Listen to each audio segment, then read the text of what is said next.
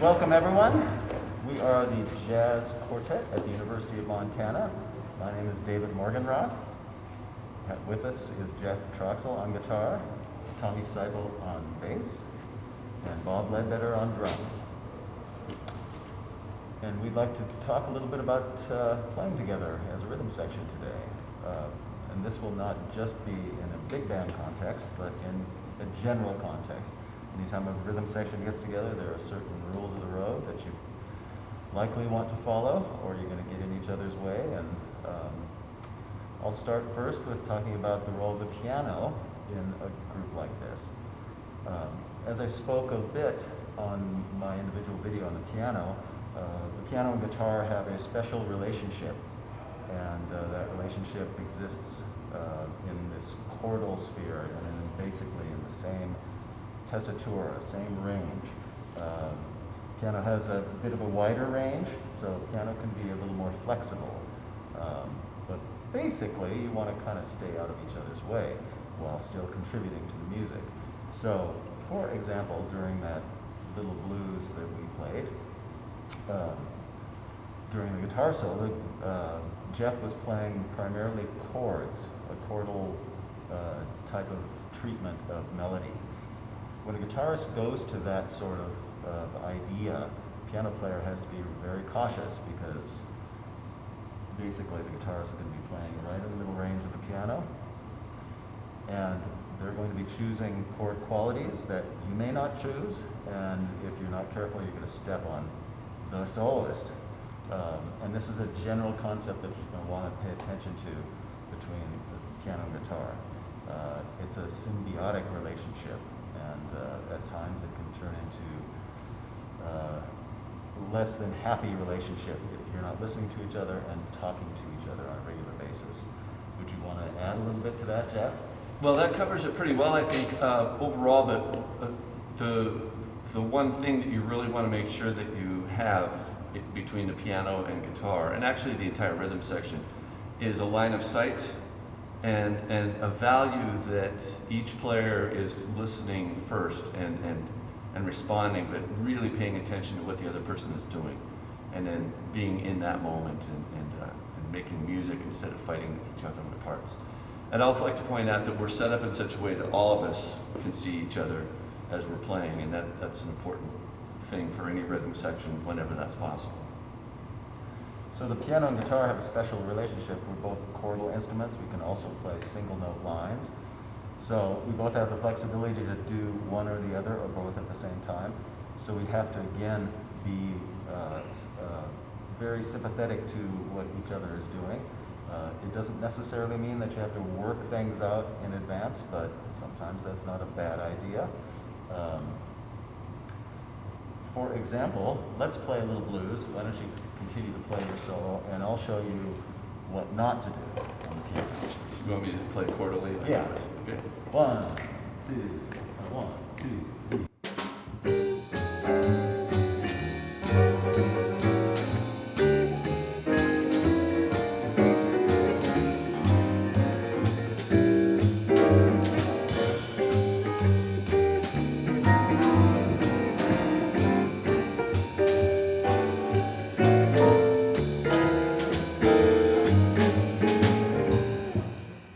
Obviously, that was barbaric, what I was doing.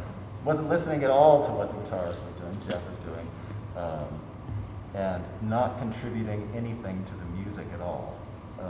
Again, when the guitarist is playing these, what we would call as pianists, block chords on the guitar,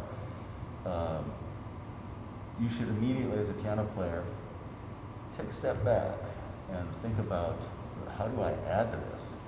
Because basically, when Jeff is playing those chordal melodies, it fills the space. The piano player isn't going to have a lot else to add to this. Obviously, there will be holes, whatnot, but at that point, it's a guitar trio, and hey, piano players can sit out once in a while. It's okay. So let's introduce our bass and drums. Again, Tommy and Bob. And as chordal players, I'll just touch on this real quickly. We are supposed to be integrating with the bass and drums. We're going to get colors and some time out of the drums and the pulse out of the bass, and of course bass notes. And they're going to be driving the car. They're going to be driving the rhythm. And Jeff and I, guitar and piano, will basically be integrating with what they're doing and filling out the harmonic quality of the sound, adding some rhythmic components to it. I mentioned a little bit on my little piano blurb that it's good for piano and guitar as well to listen to the bass drum or the snare drum. Snare drum is where the drummer is primarily making his statement or her statement regarding comping. And so we can sync up with the snare drum. And when we reduce our listening down to minute levels, we can find much more simpatico with the other musicians.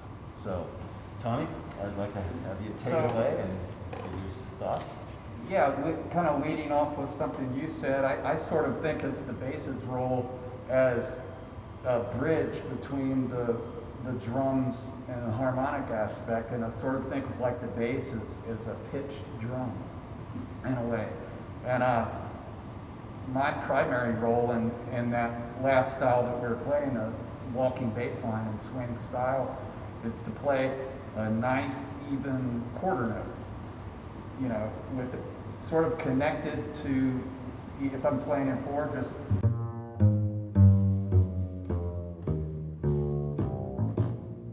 where the notes are long and connected. What I don't want to do is go.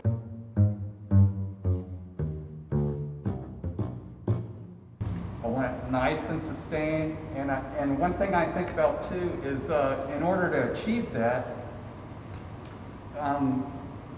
you know, I use sort of other fingers, but I primarily, if I'm just walking a quarter note, I think about just using one finger at a time.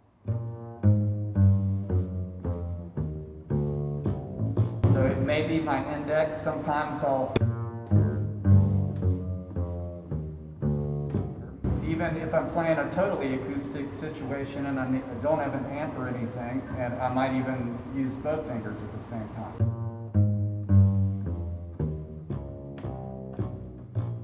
So I'm trying to get an even attack, and I want the quarter notes to be close to one another. And what I'm really listening to trying to listen to the ride cymbal that the drummer is giving me. And we want that quarter note pulse to hook up right there between the ride and the bass. And sort of like in between the quarter notes, you'll hear the ride cymbal playing what they call skip beats. And it may be like a triplet, like.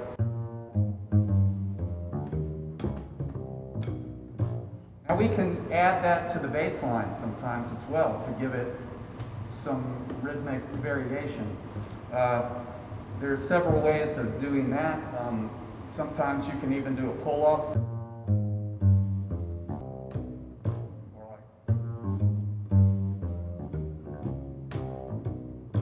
So I'm sort of pulling off a note to get that.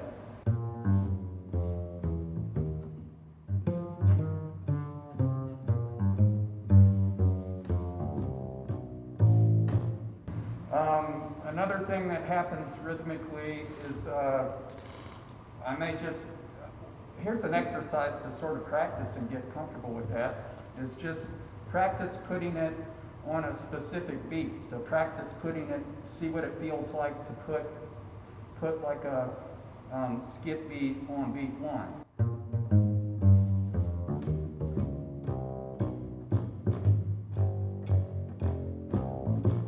Practice putting it on beat 2. Beat 3.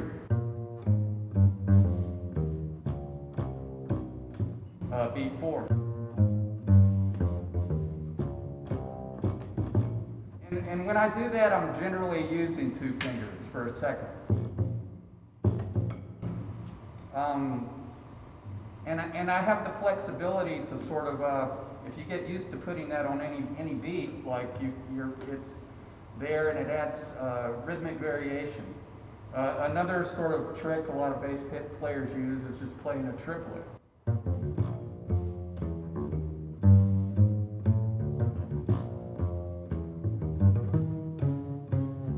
So you can practice that as well, putting that on any beat is a way to, but going back, you don't want to be overly, you need to listen what's going on. If the comping is very active, probably what's needed is just a solid quarter note. And use your rhythmic embellishments very sparingly. So always be listening. Sort of get up above the music and listen to where you fit in with the music. So, because we're here on the bottom and we're here to make these guys sound good. So, Bob? Yeah, so a lot of things have been said that I'm going to tie in with. The first thing and foremost for the drummer and jazz drummers is get that ride pattern swinging and practice with recordings, where with great bass players. But the bass player drummer combination is the key to the groove with jazz, and that enables the other players to feel comfortable throwing in comping rhythms, and that's where the give and take occurs. And David was mentioning the snare drum. Once you get the ride cymbal going and the hi-hat, and then just really helpful to feather the bass drum very, very lightly, where you have to practice that because your other limbs are playing a little bit louder than that, but your bass drum is just kind of locking in with the bass player, making sure that it's pretty almost imperceptible, because the last thing you want is a real loud bass drum in this style. Because jazz style is all about cymbals, really. And then your snare drum is like David mentioned, is the comping part of your drumming. And so everything they do for comping rhythms, you can do on the snare drum. Or, throwing the bass drum occasionally too, but that's kind of the drummer. Your job is to maintain the groove with your right cymbal and then enhance the groove, the overall groove with your left hand, and maybe a little bit of bass drum. Yeah, I would think, and then of course, as you get better as a player, you can start throwing in hi-hat and a little bit more adventurous stuff. One thing I was going to point out that I did differently when Jeff started playing was I played softer because I could tell the volume dropped. So I immediately played softer and I moved to a different right cymbal, which is a nice thing to do when you have a different player. So it changes the color to support a different timbre of the guitar. So if you have two rides, it's really nice to do that. Even a crash cymbal that's not too thin, you can ride that very softly, and it's just nice change of color to back up soloists, different soloists. The other thing you can do is in some tunes, let's say it's like an A-B-A form, you can switch to, in the B section of the tune, switch to a different ride every time, and that helps in, like, even during the solo sections to demarcate the form. A lot of drummers are completely unaware of the form of the music, so that was one thing I was going to say, is basically know the tune and always just hear that tune going through your head, so you know when the end of the solo section is coming up so you can set up the next soloist, or know when you're going back to the top of the tune again, or as we call the head. It's really important that drummers know the form. So if you want to have comping music out there, that's great. Anything that's going to help you always remember that form, and then you're going to demarcate different parts of the form. Especially when you're changing soloists or when you're getting back up to the top of the form, it's always nice to do something, just a little gesture, a little tiny fill or something, or a roll or something. It's helpful to always keep yourself and everyone else and the listener aware of the form of the song. I wanted to add one thing to, Bob made me think about something, and if you want to play this music, you need to listen to this music. Yeah. And so, as a bass player, and I would imagine any rhythm section player, what I suggest that all my students do is put on a recording of Paul Chambers, put on a recording of Ray Brown, and just mute your bass strings and just try to match their quarter note. Just while you're listening, and try to feel where that quarter note, where they're putting that quarter note. And one other thing that I thought of too was as we were playing, we're listening to everybody, and a few times, like at the turnaround, we hooked up on some rhythmic things suggested by the comping over here, and they're doing that, and then we're reacting. So like at the turnaround,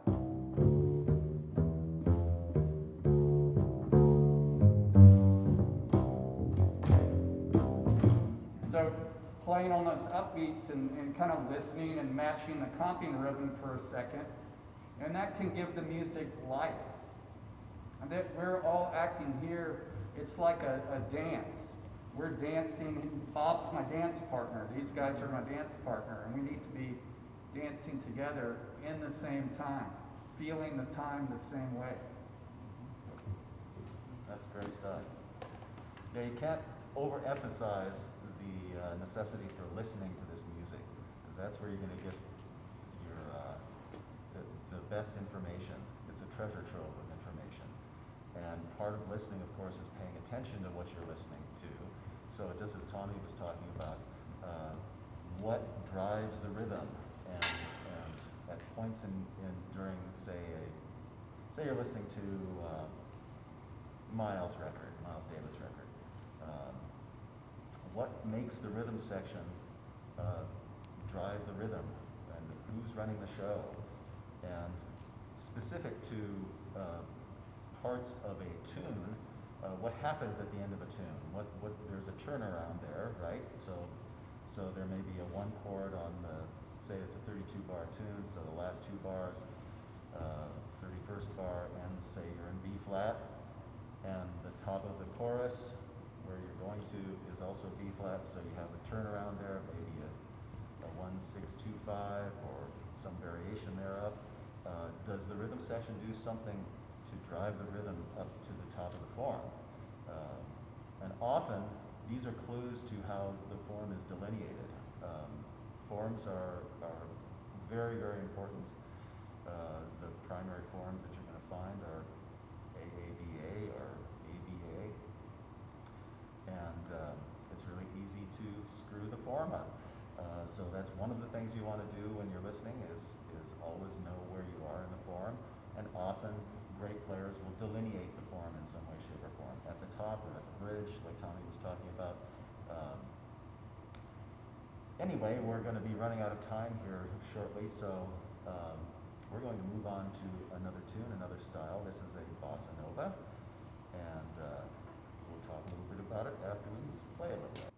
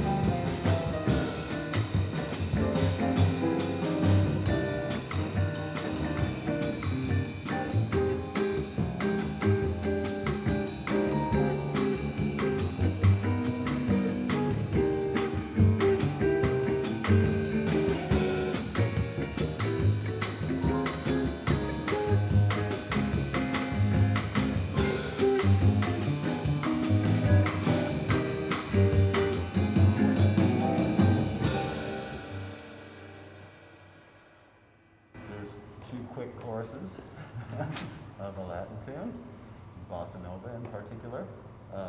Once again, I'll start with the interplay between piano and guitar. Guitar is laying down a groove, that's what we call it, and it's a steady stream of chords, and therefore I, as the pianist, can't be swimming in those waters without mucking them up quite a bit. So the best thing that I can do is play more spacious stuff, meaning maybe things in octaves or 2 octaves apart between the hands, or I play things that are very, very long note values, so that I'm not disturbing the rhythm. And then when he started playing his solo, which again was a chordal style, I have to be very sparse again, because he's not only playing melodic ideas, but he's also playing rhythms. So again, I as the pianist need to be very cognizant of creating too much tension, too much activity, because basically this bossa nova style is very relaxed, and we want to keep it that way. What do you say, Jeff? Yeah, I would say bossa nova is actually one of the styles where guitar has a long history and often plays a central role. And one way that you can delineate the two parts, the guitar and the piano, is to have the guitar playing something rhythmic and something predictable, so that gives the pianist, the piano player knows what's happening and knows where they can fit in and what they can do. Those roles, by the way, can also be reversed. The piano could play more rhythmic, and in which case, if I heard David comping more like what I was doing, I would do exactly what he did. I would fall back and play some longer notes and be more textural in my approach.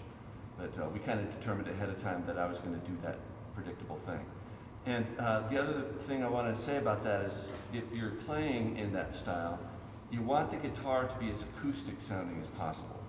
In other words, I don't want to have a real loud sound where my chords are ringing, like that kind of a sound. I want it to be this kind of a sound.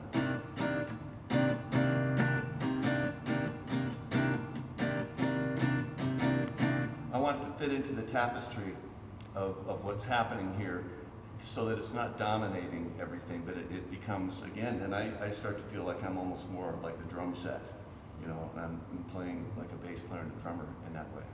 And that leaves a little more space for other things to happen that the piano could do. And of course, if you're playing in that kind of rhythmic style, you literally are tuning into what the bass and drums are doing. You're not comping or playing some rhythm that's laying back or pushing forward or whatnot. Your job is as a rhythm section player in that regard. It doesn't matter whether you're playing guitar or piano. If I'm playing a bossa nova rhythm, I want to get right into the groove with the bass and drums. And I feel like this is one of the styles where both piano and guitar can coexist more easily. In a swing style, you probably noticed that there were times when I either wasn't playing when the piano was playing, or I was playing just really long stuff, listening, kind of keeping my fingers on the guide tones of the chords, ready to put something in if I heard it, but also ready to not play if necessary. In this style, both players can be active as long as they know what those roles are.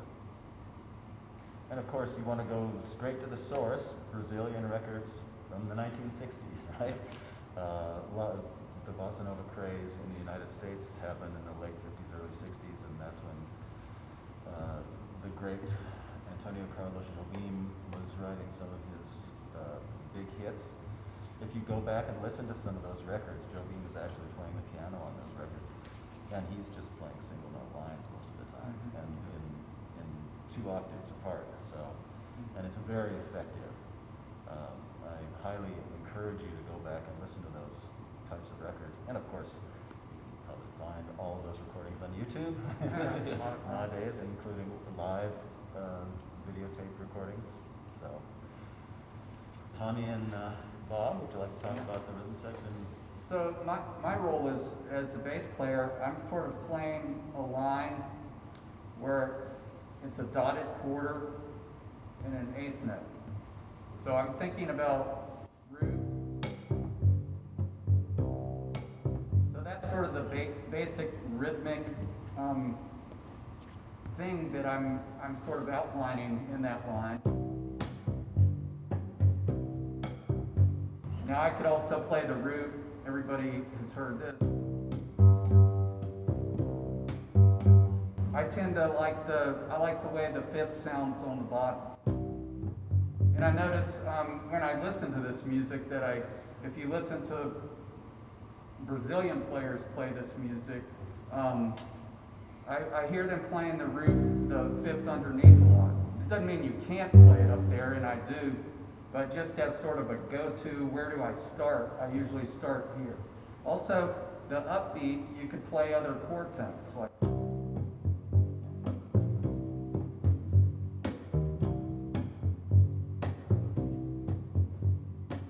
maybe, so I'm playing an approach note to the fifth, and then on the other times I'm playing, you know, the flat seven and then the flat third as the pickup, but always ending on that root and fifth on the downbeat. Another thing too, I may not even play that. I may just play more open and just play.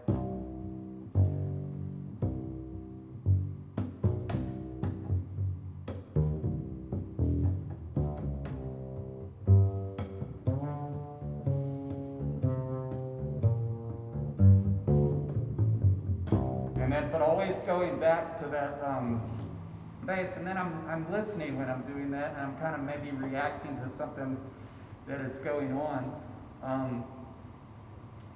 I tend to, and if this sort of same groove, if you think about bossa, then it's sort of more up-tempo cousin as a bass player anyway, the groove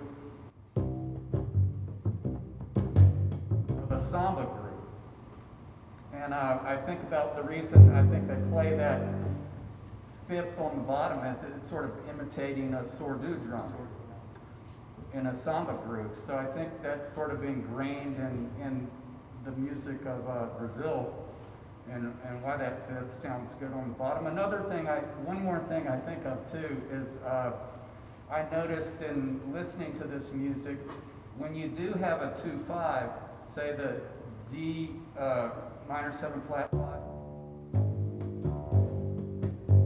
instead of going like to the fifth of then that 5 chord, a lot of times they'll just stay and double that root because it's acting as a 5 going to the 1, so it just lays on that 5 really strongly and not going like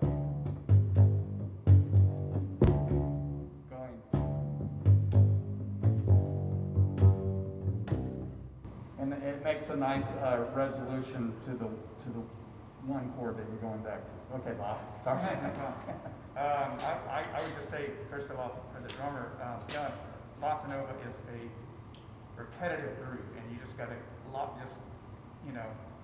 commit 100% to keeping that eighth note real nice and even. And just you're not going to do nearly as much inventive stuff with this groove. If you do, it's just going to completely mess with it. So it needs to be pretty simple. But again, you're probably just going to have the eighth note on the right cymbal. If you go to a samba, then you're going to go to quarter and 2/8 or something like that. But you can change your right hand can go to the hi-hat or a different ride pattern, or another nice effect is use a brush, or do this kind of thing. So if you wanted to change up the sound a little bit, like behind a guitar solo or different soloists, or even on the head of the tune, you could play this, brushes, and then switch to ride cymbal after that. But generally, you're going to keep a very repetitive bass drum pattern the whole time. You don't break that. And your left hand can just, as long as you know some of the proper bossa nova rhythms, like that one, or you can start in the second half of that one. That's called a forward and reverse. And that could be decided on the melody. So you have to listen to the melody and see what pattern fits best with the melody. Or whatever the soloist is doing. You might find that he's phrasing a certain way, so then change your pattern to whatever the soloist is doing. The pattern that Jeff was playing on the guitar is actually a pattern a lot of drummers do on the bossa nova, which is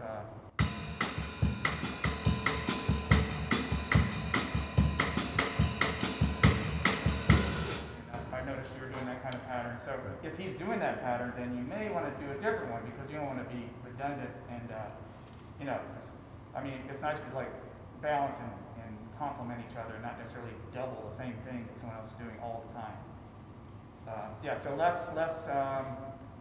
less variety on this because you want to maintain the groove on a samba and a bossa nova. But those are a few things you can do. I think it's also interesting to look back at the history of the bossa nova and how jazz players have treated it through the decades. What you'll hear as a bossa nova on a lot of records in the 70s and 80s doesn't sound a whole lot like a Brazilian bossa nova.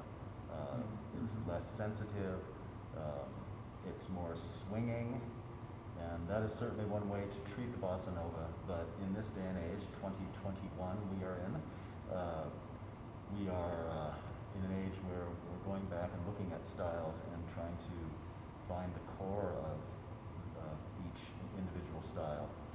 And the way we played the bossa nova was more along the lines of what a Brazilian would do to bossa nova, and not what a jazz player from 1975 would do to it. Taking bossa novas at faster tempos and more aggressive and this sort of thing. But you go back and listen to these bossa novas from the early 60s, Stan Getz records, Charlie Bird records, and judge for yourself. Listen to what Stan Getz would do to a bossa nova in 1975 versus what he would do in 1962. Pretty different, and choose for yourself what you like more. Bottom line, bossa nova is all about a groove, as is all of the music that we play as jazz musicians, and that groove comes from the beaches of Rio, and it's inherently sensuous. So if you can find a sensuous element to your playing in the bossa nova, I think you've really got something. So, for Jeff, Tommy, and Bob, I'm David. Glad you could spend this time with us. We are from the University of Montana, and we hope to see you live in the flesh sometime soon. Appreciate your time.